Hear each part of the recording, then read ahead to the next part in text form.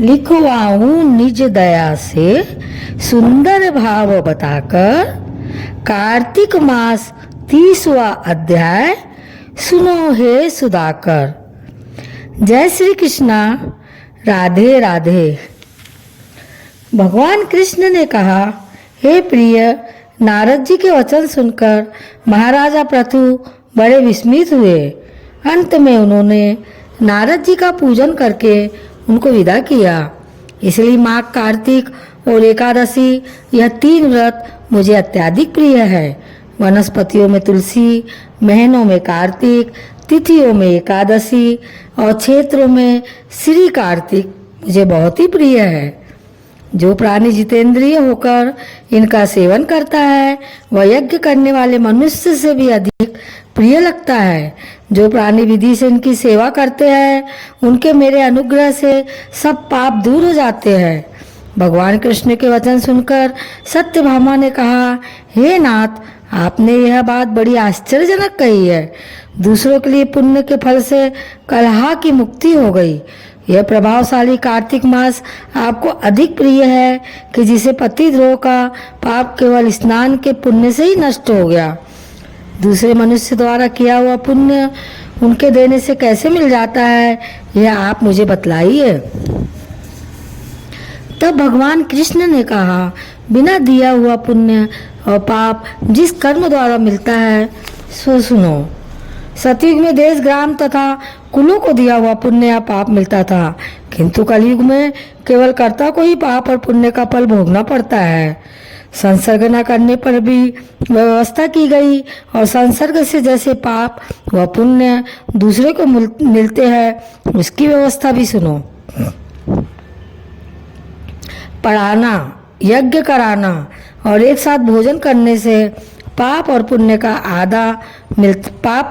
आधा मिलता है। एक आसन पर बैठने तथा सवारी पर चढ़ने से, श्वास के आने जाने से पुण्य व पाप का 1/4 भाग प्राणी मात्र को मिलता है। स्पर्श करने, भोजन करने से और दूसरे की स्तुति करने से पुण्य और पाप का 6वां भाग मिलता है। दर्शन करने, सुनने तथा ध्यान करने से मनुष्य को पुण्य और पाप का 10वां अंश मिलता है। दूसरे की निंदा, चुगली और धिक्कार करने से उसका 7वां भाग मिलता है। पुण्य करने वाले मनुष्यों की जो कोई सेवा करता है वह सेवा का भाग लेता है और अपना पुण्य उसे देता है।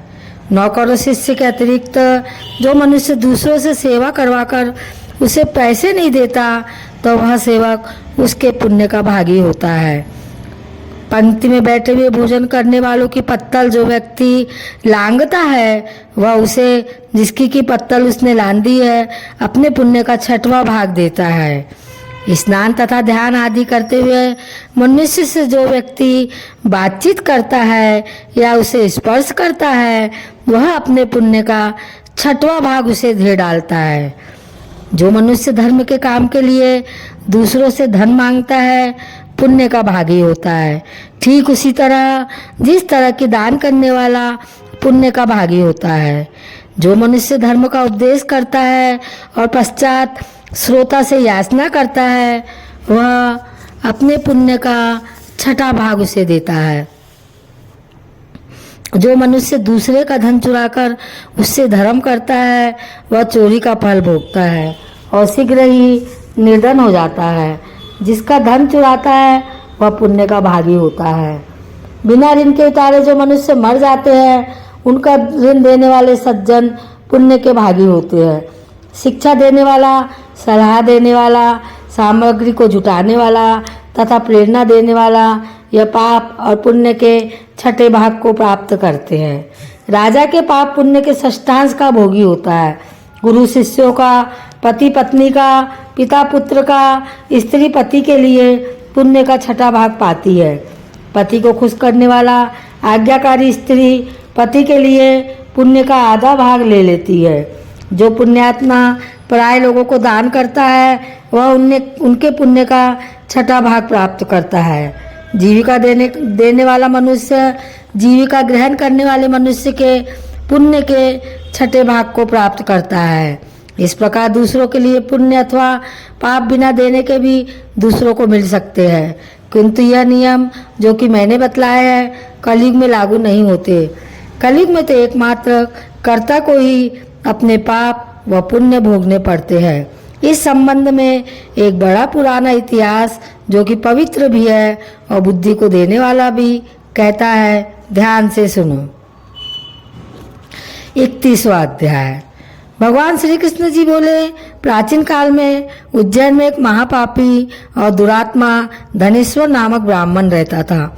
वह रस, चमड़ा और कंबल आदि का व्यापार करता था और वैश्यगामी और मद्यपान आदि बुरे कर्म करता था।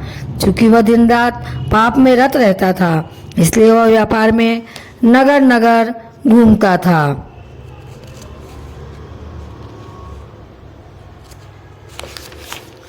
एक दिन महिष्मतीपुरी जो राजा महिष ने बसाई थी, इसलिए वह राजा के नाम से विख्यात थी। नगरी के पास ही पापनाशिनी पुण्यकारिणी भगवती नर्मदा बहती थी। उस नदी के किनारे देश देशांतर से आए यात्री कार्तिक व्रत करने को कुछ दिन के लिए ठहरा करते थे। उन कार्तिक व्रत करने वाले प्राणियों को वहाँ ठहरा देखकर वह दुष्ट धनेश्वर भी इधर उधर घूमता हुआ 1 मास के लिए वहां ठहर गया। अपने माल को बेचता हुआ वो नर्मदा नदी के तट पर घूमता हुआ ब्राह्मणों को देव पूजा रत देखता था। वह देखता है कि कोई तो ग्रंथ पढ़ रहा है और कोई सुन रहा है, कोई भगवत कीर्तन कर रहा है, कोई भजन सुन रहा है, कोई ध्यान में लीन है और कोई तुलसी की माला धारण की है। बस इसी तरह वह भगवत भक्तों के बीच में रहा, वैष्णव के दर्शन करता रहा, उनको स्पर्श करता रहा, उनसे वार्तालाप करता रहा और भगवान विष्णु के नाम स्मरण के पुण्य को अर्जित करता रहा। वह कार्तिक के व्रत के उद्यापन विधि तथा जागरण को भी देखता रहा। उसने पूर्णिमा के व्रत को भी देखा कि व्रती ब्राह्मणों तथा गरुओं को भोजन करा रहे हैं, उनको दक्षिणा आदि भी दे रहे हैं। उसने नित्य प्रति भगवान शंकर की प्रसन्नता के लिए होती दीपमाला भी देखी। त्रिपुर नामक राक्षस के तीनों पुर को शंकर जी ने इसी तिथि को जलाया था, इसलिए शिव जी के भक्त इस तिथि को दीप उत्सव मनाते हैं। जो मनुष्य मुझ में और शंकर जी में अंतर मानता है, उसकी सारी क्रियाएं निष्फल हो जाती है। धनेश्वर वहाँ की पूजा विधि देखता हुआ इधर उधर घूम रहा था कि उसे काले सर्प ने काट लिया और वह भूमि पर गिर पड़ा। उसकी यह दशा देखकर वहाँ के दयालु भक्तों ने उसे चारों ओर घेर लिया और उसके मुंह पर तुलसी दल मिश्रित जल के छींटे देने लगे। और जब उसके प्राण निकले तो यम के दूत उसे बांधकर कोड़ों से मारते हुए यमपुरी को ले गए। उसे देख चित्रगुप्त ने यम से कहा, इसने बाल्यकाल से लेकर आज तक बुरे काम ही किए हैं, इसके जीवन में पुण्य तो लेश मात्र भी नहीं दिखाई देता। यदि मैं पूरा 1 वर्ष आपको सुनाता रहूं तो इसके पापों की सूची समाप्त नहीं होगी। यह महापापी है, अतः इसको एक कल्प तथा घोर नरक में डालना चाहिए। चित्रगुप्त की बात सुनकर यमराज ने बड़े क्रोध में आकर उसे अपना कालनेमी के समान भयंकर रूप दिखाते हुए अपने अनुचरों को आज्ञा देकर कहा, हे प्रेत सेनापतियों, इस दुष्ट को मुग्धरों से मारते हुए कुंभीपाक नरक में डाल दो। सेनापति ने मुग्धरों से उसका सिर फोड़ते हुए कुंभीपाक नरक में ले जाकर खौलते हुए तेल के कड़ावे में डाल दिया। प्रेत सेनापतियों ने जो ही तेल के कड़ाव में फेंका तो लपलपाती हुई आग अपने आप ठंडी हो गई, जैसे कि प्रहलाद को अग्नि में डालने से वो ठंडी हो गई थी। यह विचित्र घटना देख के प्रेत सेनापतियों ने यमराज के पास जाकर सब हाल कहा। यमराज भी आश्चर्यचकित और धनेश्वर को अपने पास बुलाकर स्थिति पर विचार करने लगे। उसी समय नारायण नारायण का कीर्तन करते हुए देवर्षि नारद जी वहां पहुंचे और यमराज से कहने लगे, हे यमराज, यह ब्राह्मण नरक में डाले जाने के योग्य नहीं है, क्योंकि इसने अंत समय में कुछ शुभ कर्म किए हैं जो कि नरक की आत्मा को नष्ट करने वाले हैं। जो लोग भगवत भक्त का दर्शन करते हैं, उनसे वार्तालाप करते हैं और उनका स्पर्श करते हैं, चाहे उन्होंने कोई पुण्य कर्म न किया हो, सहज में ही स्वर्ग के अधिकारी हो जाते हैं। अतः धनेश्वर भी पुण्यात्माओं के संग व स्पर्श से स्वर्ग का अधिकारी हो गया है। अतः यह पुण्यात्मा है, इसे यक्ष योनि दो और केवल इसे पाप भोग करने वाले नरक दिखा दो। भगवान कृष्ण ने कहा। जब नारद जी ऐसा कहकर चले गए तो धनेश्वर को पुण्यात्मा समझाते हुए यमराज ने दूतों को उसे नरक दिखाने की आज्ञा दी।